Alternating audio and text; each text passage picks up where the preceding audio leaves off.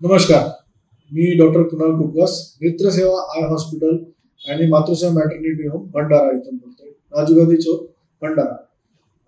आता उन्हाळा लागलेला आहे मित्रांनो.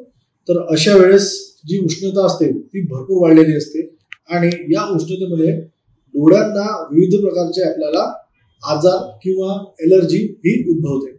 यावेळेस डोळ्यांची काळजी कशी घ्यायची याबद्दल मी तुम्हाला सांगणार आहे. उन्हाळा लागला, सुट्ट्या लागले की एन्व्हायरमेंट मधली उष्णता फार वाढत असते, त्याच्यामुळे ते डोळ्यात ड्रायनेस अशी येते आणि डस्ट मुळे डोळ्याला एलर्जी उद्भवते. तर अशा वेळेस डोळ्यांना नेहमी सकाळ आणि संध्याकाळ बर्फाचा तुकडा घेऊन डोळे शेकणे आणि डोळे ब्लिंक करणे आणि बाईकवर जाताना व्यवस्थित गॉगल घालणे हे महत्वाचे आहे.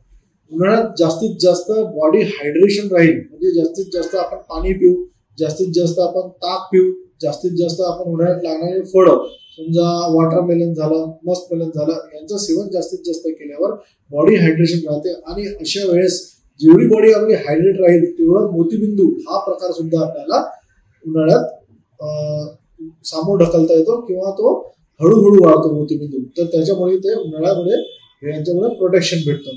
आता बॉडीला हायड्रेशन सोबत न्यूट्रिशन पण चांगली गरज असते. त्यामुळे उन्हाळ्यात चांगले बॉडीचे न्यूट्रिशन म्हणजे वरण भात भाजी पोळी हे सगळं व्यवस्थित प्रमाणात आणि स्प्राउट्स कंदमुळे हे व्यवस्थित प्रमाणात घेणे हेच माझा सल्ला राहील. आणि जर आता उन्हाळ्यात कंजंक्टिव्हायटिस, एलर्जी कंजंक्टिव्हायटिस म्हणजे डोळे खाजवणे, रुतणे हा प्रकार फार जास्त असतो.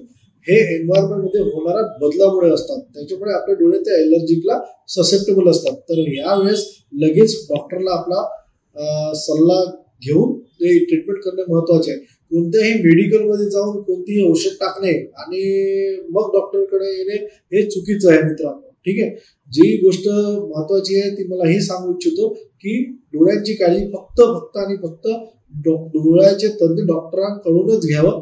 आणि असे हे मी तुम्हाला आग्रह करतो की उन्हाळा लागल्यावर व्यवस्थित डोळ्याची काळजी घ्या आणि असंही डोळ्याची काळजी घ्या. नमस्कार.